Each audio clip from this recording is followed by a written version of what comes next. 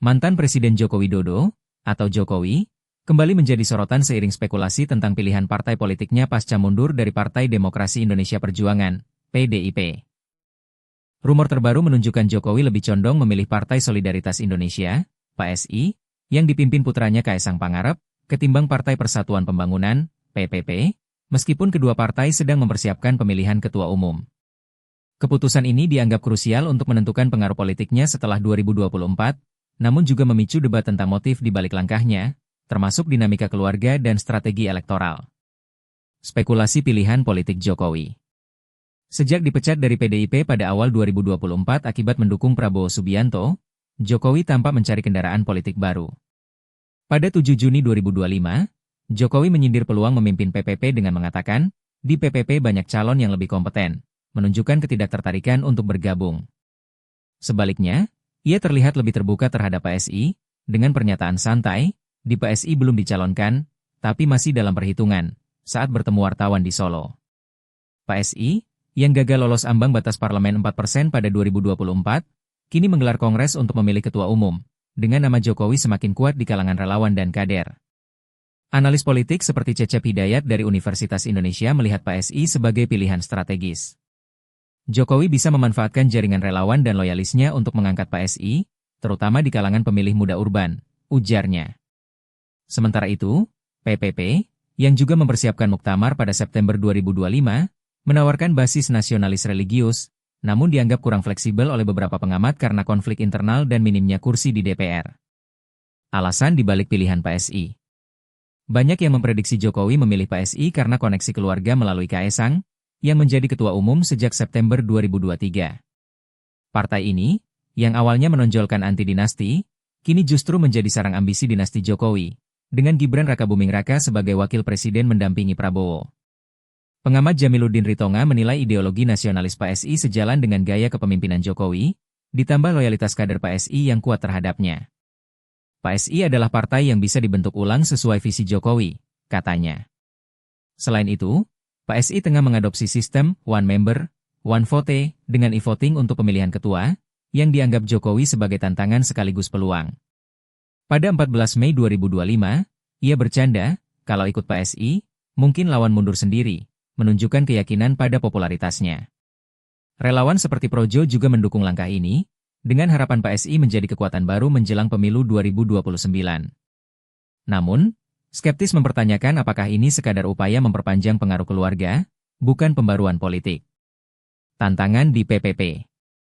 Di sisi lain, PPP menawarkan daya tarik berbeda dengan basis Islam tradisionalis dan sejarah panjang sebagai partai nasionalis religius. Nama Jokowi sempat diusulkan oleh kader PPP seperti Ade Irfan Pulungan, yang melihatnya sebagai kingmaker untuk menyatukan spektrum politik. Namun, internal PPP terpecah. Sebagian kader, seperti Rapi Herdiansyah, menolak masuknya figur eksternal, menganggapnya mengancam proses kaderisasi. Kalau ketua dari luar, kapan giliran kader? Tanyanya. PPP juga tengah berjuang pulih setelah gagal lolos ambang batas 2024, dengan muktamar dirancang untuk regenerasi. Calon internal seperti Muhammad Mardiono dan eksternal seperti Amran Sulaiman bersaing ketat, membuat posisi Jokowi semakin rumit.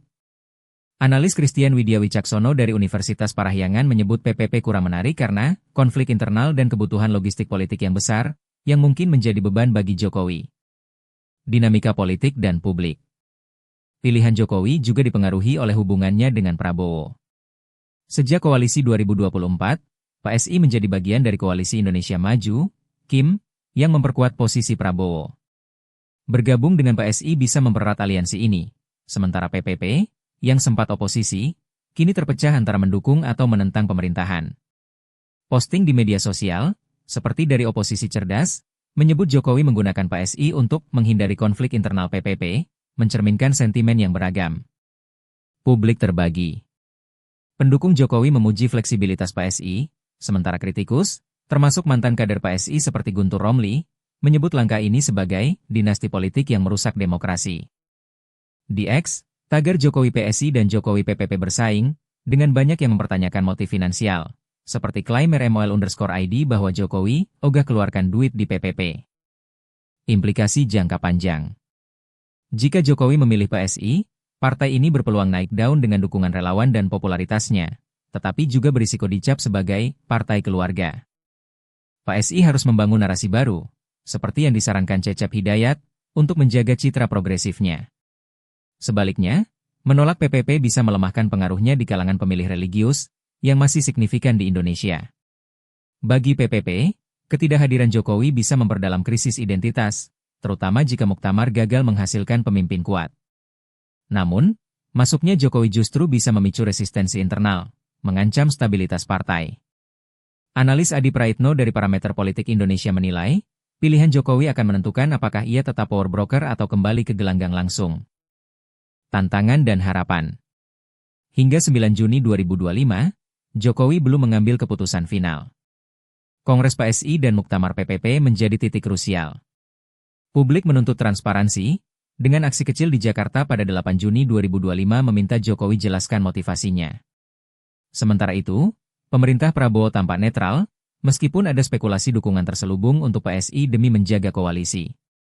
Jokowi berdiri di persimpangan, memilih antara PSI dengan fleksibilitas keluarga dan PSI dengan basis ideologis yang mapan.